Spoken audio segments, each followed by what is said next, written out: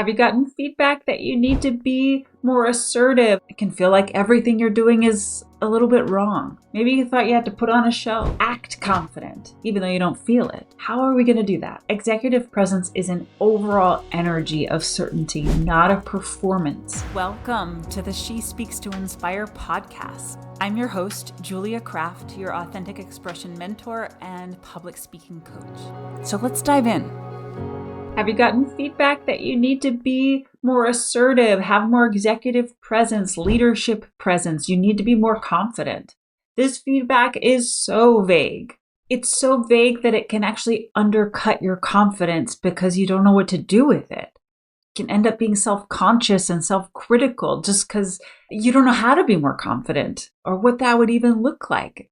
It can feel like everything you're doing is a little bit wrong. Today, we're going to talk about how executive presence, that thing that maybe your boss or colleague is saying you need more of, is an energy, not a performance. Maybe you thought you had to put on a show. Act confident, even though you don't feel it. Emulate the person that told you to have more confidence. Act like them. Speak like them.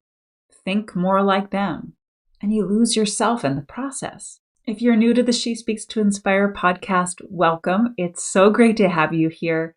This podcast is all about supporting introverted professional women to develop authentic confidence when they're in the spotlight. So if that would help you out, make sure to subscribe so you don't miss an episode. And let's dive into today's episode. When you're in the process of developing your executive presence on purpose, you want to engage in some professional development, learn some things about how to be more authoritative and have more leadership presence. It can get tricky. It's easy to start triggering your imposter syndrome. You put yourself under a magnifying glass, looking at what you should have done and could have done and how you're not living up to your own standards. It can be a self-fulfilling prophecy that you end up sabotaging yourself and continuing the old patterns that led to the feedback you got in the first place. Another big problem about this is that the boss or manager or colleague or whoever it was that gave you the feedback that you needed to develop leadership presence or executive presence, they don't even know what they're referring to or looking for in you either. They might know it when they see it, but I can say with almost certainty that they don't know how to help you get there or even how to tell you what they're looking for. It's such a vague, amorphous thing. We're all functioning based on these preconceived notions of what a leader is, what a leader looks like, how a leader acts. We're all trying to figure out what that means, especially in our modern world where everything's up for grabs in a way. Anybody can be a CEO. There's 18-year-old CEOs of large, profitable companies. A lot of times we're all just trying to perform leadership based on this idea of what we think a leader should be and should do. And I don't pretend to have like the precise answer for any of this and like to know perfectly how you can come across as a leader. There is no one size fits all leader for any situation.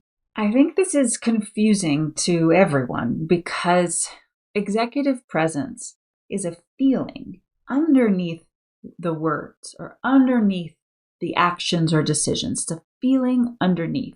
And we gather that feeling, that sense of people from things like their body language, how they use their body, how they hold their body, how they move their body, the rhythm, weight, or energy of their body. We gather information from their voice, what we can hear, their emphasis, tone, vocal resonance, pitch, volume. And then we also gather it from what you could call that je ne sais quoi factor, which I don't know if you speak French. Je ne sais quoi is I don't know.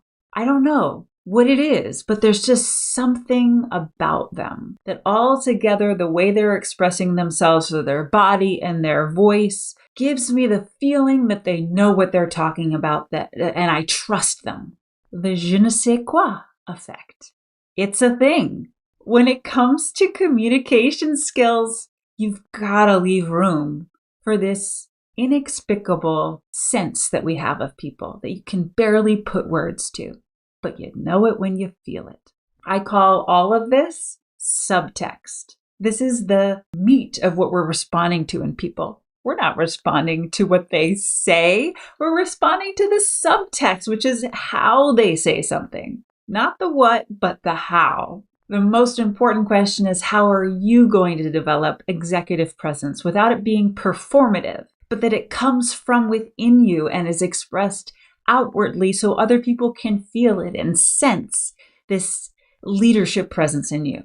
How are we going to do that? The overarching thing that I want you to take away from this episode is that as you are working towards embodying executive presence, aim for a quality of certainty in how you show up and how you communicate. Certainty. You can even be certain when you're saying that you don't know. I'm not so sure about that. That's not my area of expertise. I'm not sure what we should do. I don't know. You can be sure and certain about not knowing. You can be certain about anything. Aim for a quality of certainty in what you do and what you say and how you say it. What this will take is, number one, acting as if. And this is not performative. You can act as if you're completely certain, even when you don't have quite all the information or you are a little nervous what other people will think. Act as if you were entirely certain. I think we should go this direction. And then somebody might push back and you might change your mind, and you can be completely certain about changing your mind. But the art of executive presence brings in a quality of certainty to everything that you say and every situation without being haughty or pompous, egotistical, or demeaning to other people. You can be respectful and be certain. Can you see how those two things could coexist? The second thing I want you to do to start embodying more certainty is to be willing to take a stand or have a perspective. Instead of being wishy-washy, hedging, or throwing it back on other people and delegating, deferring to other people, take a stand. Say what you think simply with certainty and let it linger in the air for a moment. See how people respond. And the third thing I want to share about embodying certainty is an overall nonverbal communication skill that would serve all of us to be better communicators. And that is to have more energy, to raise your energy when you are in speaking mode. We all have everyday mode. You know, you're cleaning your house, you're making breakfast, you're answering your emails, whatever it is. You don't need high energy necessarily for that. But any moment it's your time to communicate, and it's important to you how you come across. You know, you're not just talking to your husband across the kitchen or the person in line at the bank or what, it's an important communication. That's when you need to raise your energy and be in speaker mode, which means that you embody certainty. There's a slight sense of urgency in how you speak, and you give it your full attention, 100% present. Raise your energy, and everything you say will have this sense of certainty to it. Executive presence is an overall energy of certainty, not a performance or an emulation of someone else. I hope today has been helpful as you go out into the world and grow your executive presence, develop your confidence in the spotlight. Make sure to check out speaktoinspire.com for further resources. I'll see you there. Thanks for listening. This has been She Speaks to Inspire with Julia Kraft, your authentic expression mentor and public speaking coach. I'm so glad you joined me. And I hope you got so much out of this episode. If you want to learn more about Speak to Inspire training programs and get inspired, head over to speaktoinspire.com or follow us on Instagram at She Speaks to Inspire. Never forget, the world needs your voice, and it's time for you to speak to inspire. See you on the next episode.